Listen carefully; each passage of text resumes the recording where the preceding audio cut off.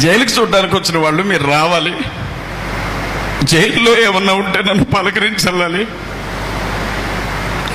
నా భార్య, నాకు 1.5 సంవత్సరం బాబు, 5 సంవత్సరాల బాబు, వాడికి బాగలేదు ఒంట్లో. నన్ను అరెస్ట్ చేసే సమయానికి నా బిడ్డకు కూడా పరిస్థితి సరిగా లేదు. వాళ్ళని తీసుకొని పోలీస్ స్టేషన్ ముందుకెళ్ళి నా భర్త ఎక్కడున్నాడో చెప్పండి అని దండం పెట్టి అడిగిందట. మాకు తెలియదు అన్నారంట. అర్బన్ పోలీస్ స్టేషన్లో నుంచి ఎస్ఐ వచ్చాడు, ఆయన పేరు నేను చెప్పకూడదు. మాకు తెలియదు అన్నారంట. అంటే అప్పుడు నా భార్య అందంట, నా భర్తకి ఏదైనా జరిగితే ఇదే పోలీస్ స్టేషన్ ముందు పెట్రోల్ పోసుకొని తగలబడి చచ్చిపోతాను అని చెప్పిందట. ఆ మాట చెప్పి నీ పిల్లలు ఏడుస్తున్నారు అనంటే నాకు గుండె పగిలిపోయింది. నా వల్ల కాదు. నేను, నా భార్య, నా 2 పిల్లలు మాత్రమే ఉంటాం, ఇంట్లో ఇంకెవరు ఉండరు మాకు. అరే దేవుడు నాకు ఎంత చక్కని వాగ్దాటిచ్చాడు.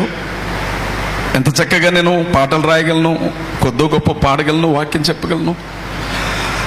నేను కూడా బైబిల్ గ్రంథంలో ఉండే మాటలు చెప్పి 4 రూపాయలు సంపాదించుకుంటే ఈరోజు నా భార్య 2 బిడ్డలను పట్టుకొని రోడ్డు మీదకి వచ్చి జైలు అధికారుల ముందు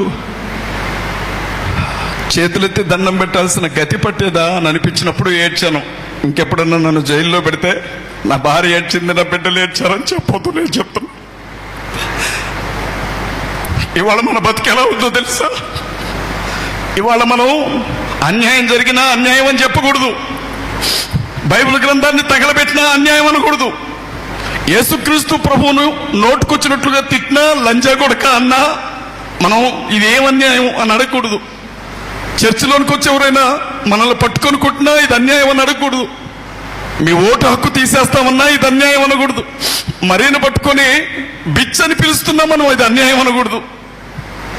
మన వాళ్ళని నడి రోడ్డు మీద నగ్నంగా ఊరేగించినా ఇది ఎక్కడి న్యాయం అని మనం అనకూడదు. రోడ్డు మీదకి మంచి మాటలు చెప్పడానికి వెళ్ళిన ఆడబిడ్డల కొంగుళ్ళు పట్టుకొని లాగి, మీ మొగుళ్ళకు సంపాదించుకోవడం చేత కాకపోతే పాస్టర్ల పెళ్ళాలను మా దగ్గరికి పంపండి, మీకు డబ్బులు ఇస్తామని అన్నారు, అది ఎక్కడ అన్యాయం అని అడిగినందుకే నన్ను అరెస్ట్ చేశారు. మీ మొగుళ్ళకు సంపాదించుకోవడం చేత కాకపోతే పాస్టర్ల పెళ్ళాలను మా దగ్గరికి పంపండి, మీకు డబ్బులు ఇస్తామని అన్నారు, అది ఎక్కడ అన్యాయం అని అడిగినందుకే నన్ను అరెస్ట్ చేశారు.